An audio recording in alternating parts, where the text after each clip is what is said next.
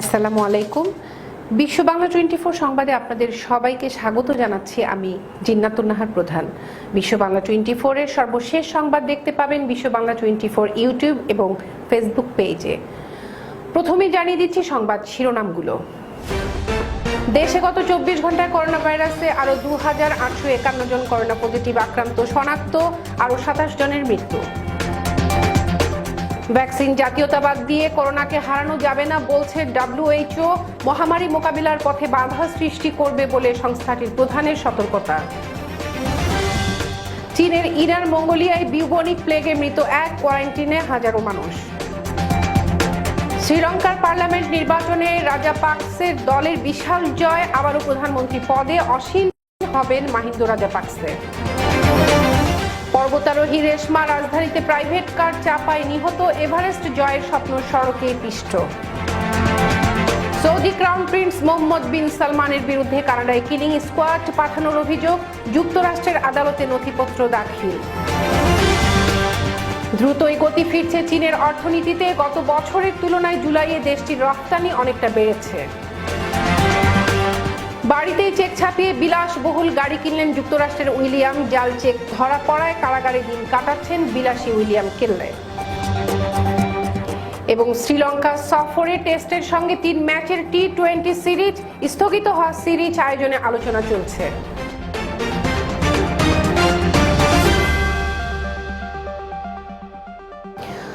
দর্শক শুনছিলেন শিরোনাম, এবার বিস্তারিত সংবাদ।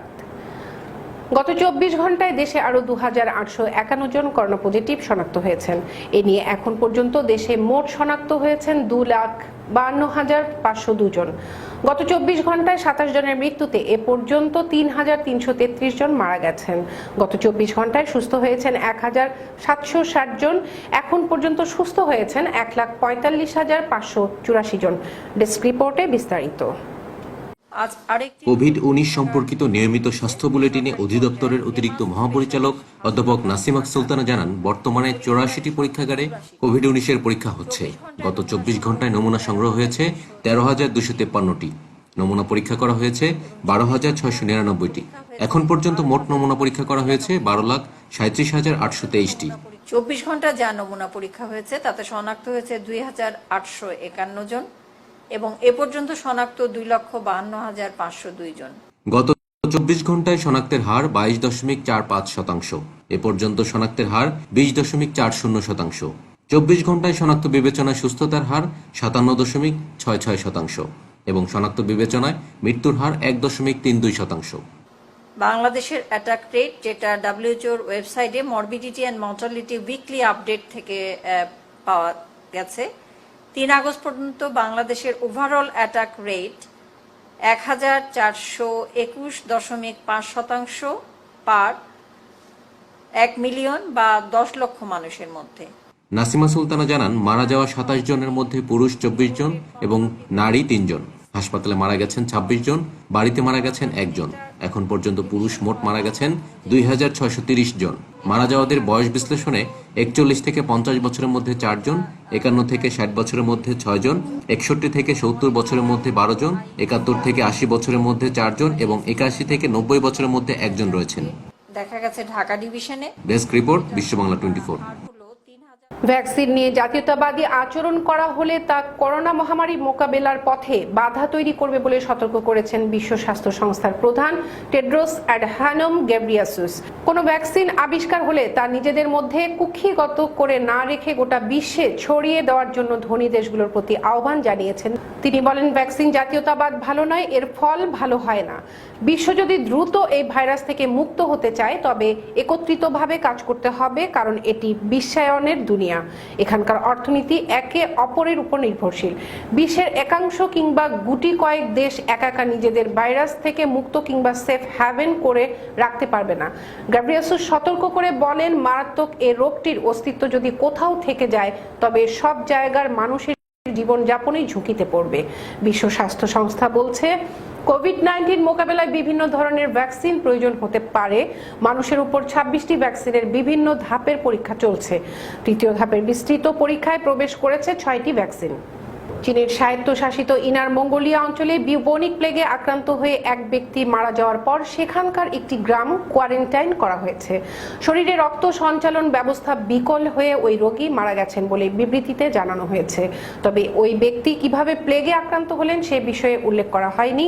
এ নিয়ে দেখুন একটি ডেস্ক রিপোর্ট। চীনে প্লেগের সংক্রমণ অস্বাভাবিক নয়, যদিও শতাব্দী প্রাচীন এই প্লেগের প্রকোপ বর্তমানে বিরল হয়ে উঠেছে।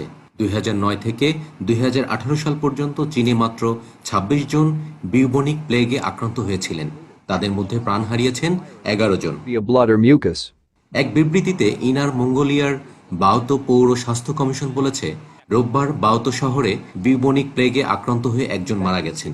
ওই ব্যক্তি বিউবনিক প্লেগে আক্রান্ত হয়ে মারা গেছেন বলে বৃহস্পতিবার নিশ্চিত হয় কর্তৃপক্ষ।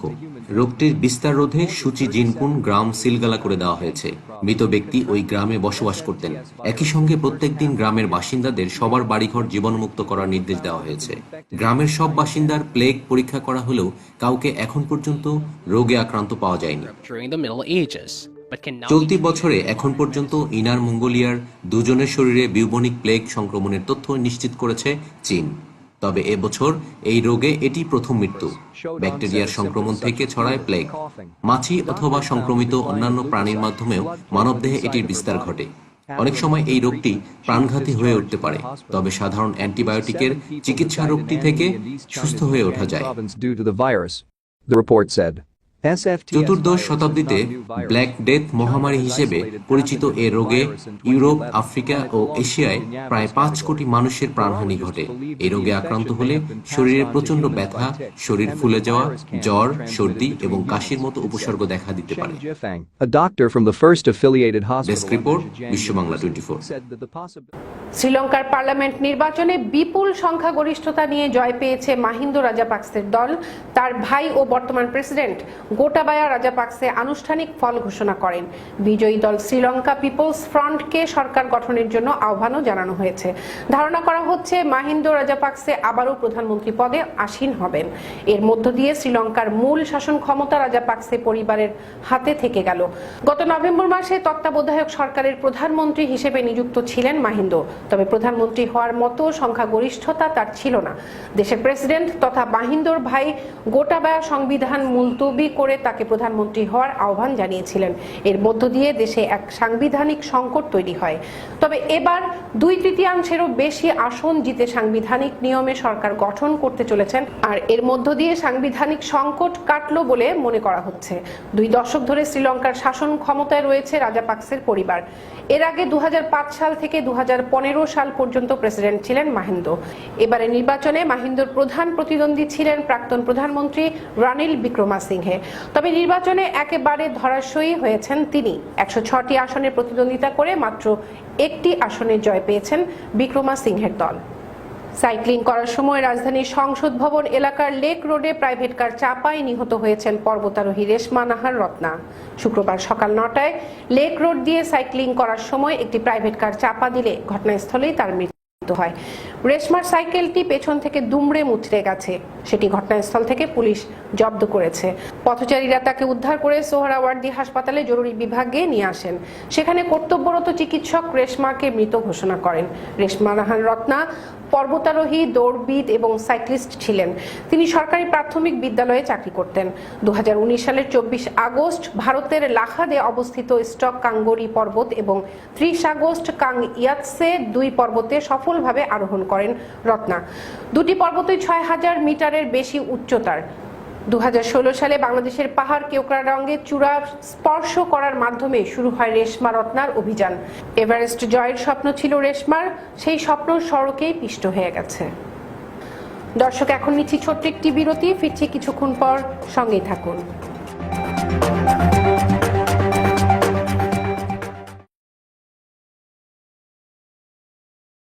আপনি কি হোম কেয়ারের কথা ভাবছেন? তাহলে আজই যোগাযোগ করুন আমাদের সাথে। আমাদের ফোন নম্বর 7187757852। গোল্ডেন হোম কেয়ার থেকে যে মেয়ে দিয়েছে, ও খুবই ভালো যত্ন নেয় আমার। Health home care agency PCA, HHA ও CDPAP দিয়ে বিশ্বস্ততার সাথে আপনাদের সেবা করে আসছে। আপনজনদেরকে সেবা দিয়ে অর্থ উপার্জন করুন। বাঙালি সংস্কৃতির সাথে প্রবাসী বাংলাদেশিদের যুক্ত রাখতে ব্যাপক পরিসরে অনুষ্ঠান এবং দেশ বিদেশের খবর নিয়ে সম্প্রচারিত হচ্ছে বিশ্ব বাংলা 24 চ্যানেল। আমি শাহনাজ বেলি চ্যানেলটির উত্তরাত্তর সাফল্য কামনা করছি। বিশ্ব বাংলা 24 আমাদের নিউ ইয়র্কে, এবং আমি আশা করব ওনারা আমাদের গঠনমূলক চিন্তা ভাবনা, আমাদের বর্তমান পরিস্থিতি সবকিছু অত্যন্ত সুন্দরভাবে তুলে ধরবেন। আমরা ওদের শুভকামনা করছি। আমরা সবাই মিলে চাচ্ছি যে এই টিভিটা আরো এগিয়ে যাক। ওরা নতুন শুরু করেছে, আসেন ওদের সবাইকে আমরা একটা উৎসাহ দিই। ইনশাআল্লাহ আমাদের প্রোগ্রামে দেখা হচ্ছে বিশ্ব বাংলা 24। বিশ্ব বাংলার সার্বাঙ্গীন উন্নতি আমি কামনা করি। ধীরে ধীরে এটা একটি বড় টেলিভিশন চ্যানেলে রূপায়িত হবে, এটাই আশা করছি। ধন্যবাদ আমাদের এই নতুন টেলিভিশন চ্যানেলের কর্তৃপক্ষকে। প্রতিটি মানুষের স্বপ্ন পূরণে সহায়তা করা নেক্সট ড্রিমের লক্ষ্য। আমাদের প্রতিনিধিরা ক্রমাগত আপনার উন্নতিকল্পে কাজ করে যাচ্ছে। বিনা পরিশ্রমে সম্পদশালী হওয়ার জন্য আজই আমাদের সাথে যোগাযোগ করুন। আমাদের ঠিকানা 372372 Jackson Heights, new York 11372। Phone করুন 9293574245 অথবা 7183161949 এই নম্বরে। Email nextdreamllc@gmail.com। আমি প্রথমেই বিশ্ব বাংলা 24 চ্যানেলকে অভিনন্দন জানাই, শুভেচ্ছা জানাই। বাঙালি সংস্কৃতির সাথে প্রবাসী বাংলাদেশিদের যুক্ত রাখতে ব্যাপক পরিসরে অনুষ্ঠান এবং দেশ বিদেশের খবর নিয়ে সম্প্রচারিত হচ্ছে বিশ্ব বাংলা 24 চ্যানেল। আমরা চ্যানেলটির উত্তরোত্তর সাফল্য কামনা করছি।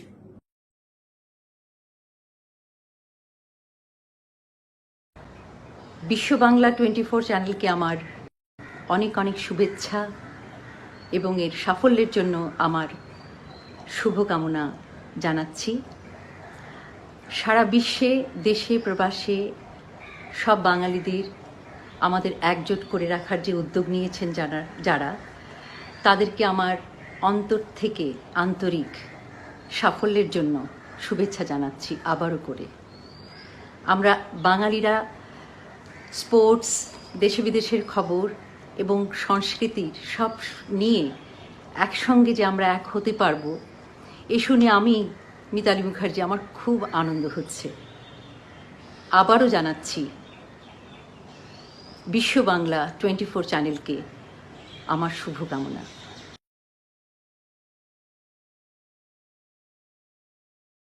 বিশ্ব বাংলা 24 শুভ উদ্বোধনে অভিনন্দন জানাচ্ছি আমি অ্যাটর্নি মঈন চৌধুরী।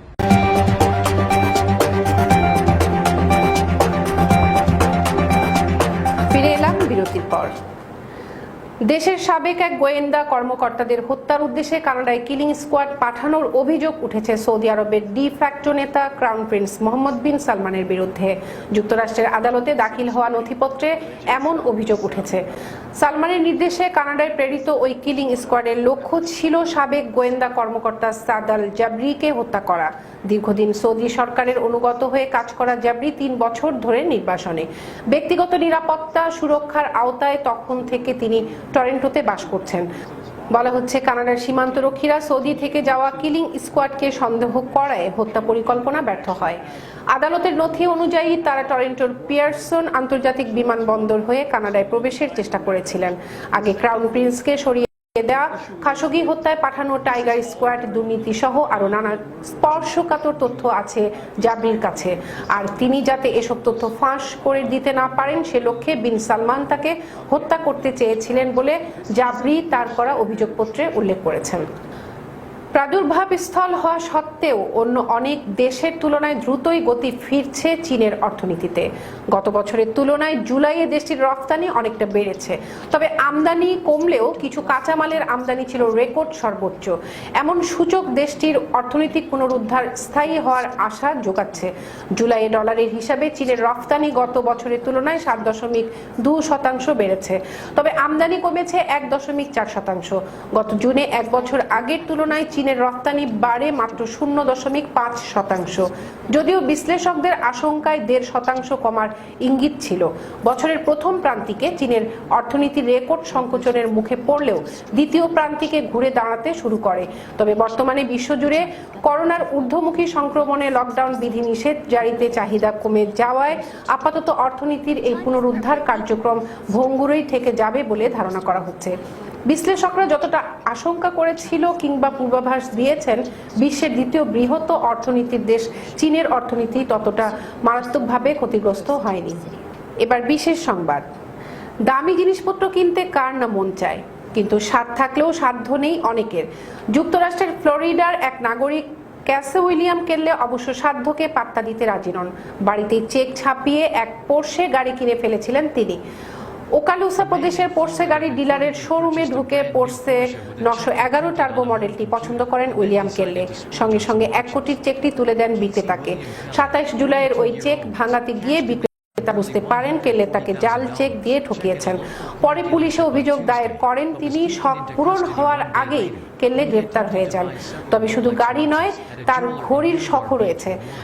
মিরামার সমুদ্র তটের কাছে একটি গয়নার দোকানে ঢুকে তিনি 3টি রোলেক্স ঘড়ি কেনার চেষ্টা করেন জাল চেক দিয়ে। ঘড়ি বিক্রেতা সাবধানী, তিনি বলেন চেক ভাঙানোর পরে ঘড়ি হস্তান্তর করা হবে। চেক জমা পড়তেই বোঝা যায় তা জাল। সঙ্গে সঙ্গে ওই বিক্রেতা পুলিশে খবর দেন। আরও একবার ফাঁস হয়ে যায় কেল্লের জাল চেকের বিষয়টি। পুলিশ গ্রেপ্তার করার পর তিনি জানান ওই চেক কোনো ব্যাংকের নয়, তার বাড়ির কম্পিউটারে বসে নকল চেক বানিয়ে নিয়েছিলেন। গাড়ি ঘড়ি সব ফেরত গেছে শোরুমে। জেলে দিন কাটাচ্ছেন বিলাসী উইলিয়াম কেল্লে। সূচি অনুযায়ী শ্রীলঙ্কা সফরে 3 ম্যাচের টেস্ট সিরিজ খেলার কথা বাংলাদেশের। করোনা ভাইরাসের কারণে স্থগিত হওয়া সিরিজটি আয়োজনের আলোচনা চলছে এখন। সেখানে নতুন সংযোজনের খবর দিয়েছে ক্রিকেইনফো। অক্টোবরের সম্ভাব্য সূচির কথা জানিয়ে ক্রিকেট বিষয়ক ওয়েবসাইটটি ছেপেছে সফরে টেস্টের সঙ্গে 3 ম্যাচ টি20 সিরিজ খেলতে পারে বাংলাদেশ। অক্টোবরের মাঝামাঝিতে সিরিজ শুরুর পরিকল্পনা থাকলেও পুরো প্রক্রিয়া নির্ভর করছে শ্রীলঙ্কা সরকার ও স্বাস্থ্য মন্ত্রণালয়ের অনুমতির উপর। ক্রিকেইনফো জানিয়েছে বাংলাদেশ ক্রিকেট বোর্ড চাইছে সফরে 3 টেস্টের সঙ্গে সমান টি20 ম্যাচ। যদিও শ্রীলঙ্কা ক্রিকেটের ইচ্ছা 1 টেস্ট কমিয়ে 3 ম্যাচের টি20 সিরিজ আয়োজনের। টেস্ট ও টি20 ম্যাচের হিসাব মেলানোর কাজ চলছে এখন 2 বোর্ডের।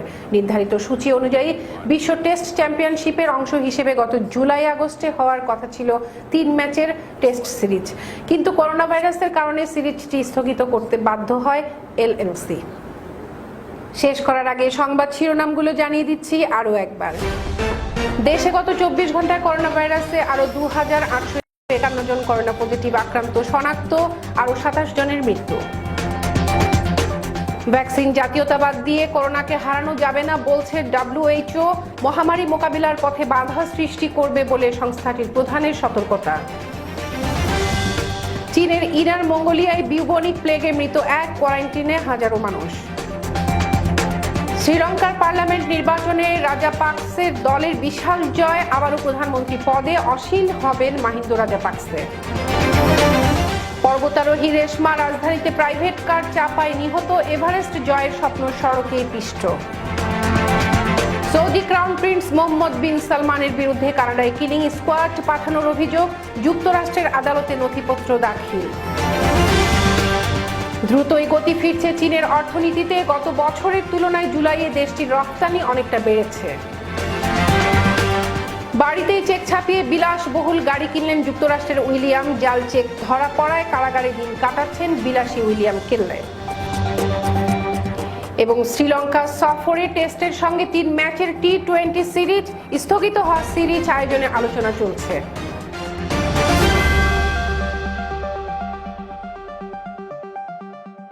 এতক্ষণ সাথে থাকার জন্য ধন্যবাদ সবাইকে। আরও একবার বিশ্ব বাংলা 24 দেখার আমন্ত্রণ জানিয়ে শেষ করছি এখনকার সংবাদ আয়োজন। করোনা ভাইরাস থেকে বাঁচতে স্বাস্থ্যবিধিগুলো মেনে চলুন, নিরাপদ ও সুস্থ থাকুন। আল্লাহ হাফেজ।